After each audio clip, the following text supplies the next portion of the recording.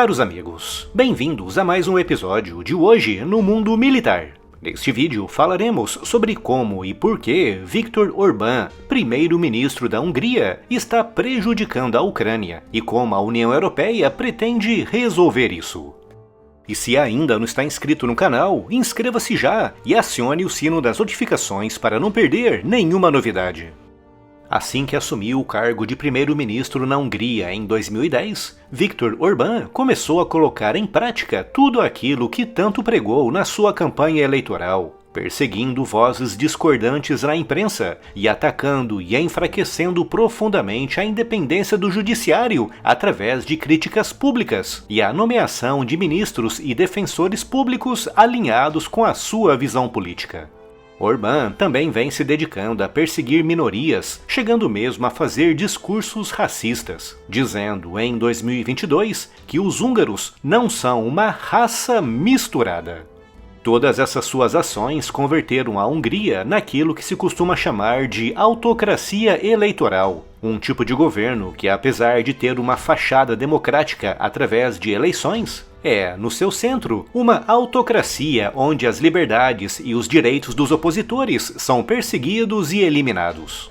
Como isso viola os fundamentos europeus que guiam a União Europeia, em janeiro de 2021 a Comissão Europeia adotou uma resolução expressando profundas preocupações com a situação do Estado de Direito na Hungria.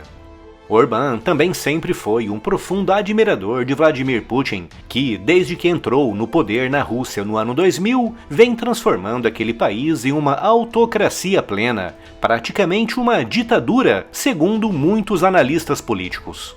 Por isso, quando Putin invadiu a Ucrânia em fevereiro de 2022, foi de Orbán a única grande voz discordante na União Europeia e na OTAN.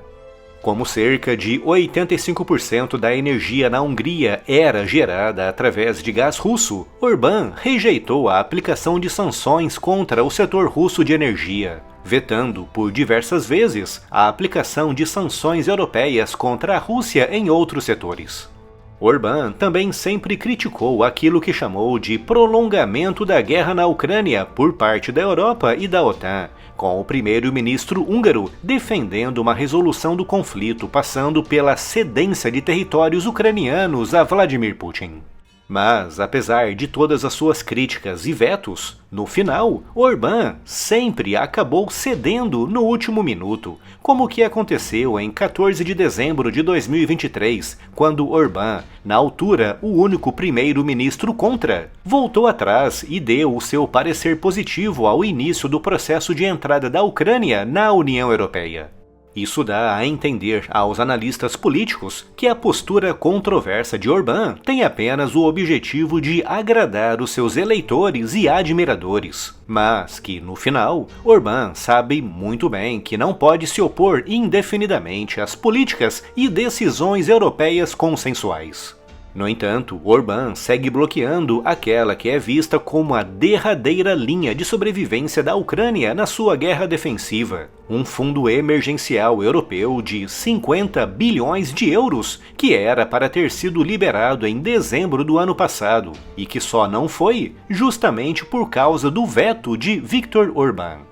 Será realizada uma nova reunião entre os membros da União Europeia no dia 1º de fevereiro para tentar desbloquear essa ajuda. Mas, apesar de Orbán estar demonstrando alguma flexibilidade, nada indica que ele irá realmente desbloquear esse importante apoio. Até na OTAN, Orbán está criando dificuldades maiores até do que a própria Turquia. Os turcos aprovaram recentemente a entrada da Suécia na aliança, mas Orbán, apesar de ter sinalizado que aprova, ainda nem sequer iniciou os preparativos para a votação no parlamento húngaro.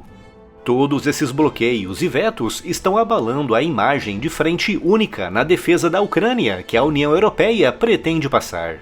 Basicamente, sempre que Orbán bloqueia alguma iniciativa europeia de apoio à defesa ucraniana, Vladimir Putin se sente reforçado, tanto interna como externamente, pois vê na Europa a falta de coesão necessária para garantir a defesa da Ucrânia.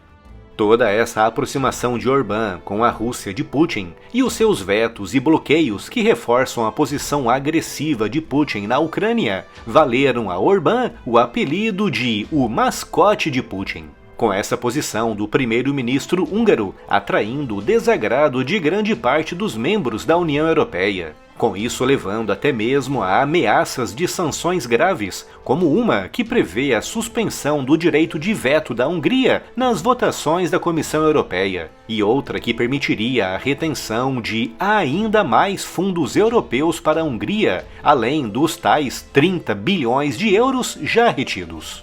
Como Orbán habitualmente desiste dos seus vetos no último minuto, muitos acreditam que na próxima quinta-feira, 1º de fevereiro, ele fará um grande discurso de desagrado na reunião de ministros europeus, mas no final dará a sua aprovação para a liberação do Fundo Europeu de 50 bilhões de euros para a Ucrânia. Mas, se ele não fizer isso e voltar mais uma vez a barrar essa ajuda, a posição da Hungria como única voz discordante na União Europeia e a posição pessoal de Orbán como grande apoiador e admirador de Putin poderão conduzir à tomada de medidas graves que afetarão profundamente a economia da Hungria.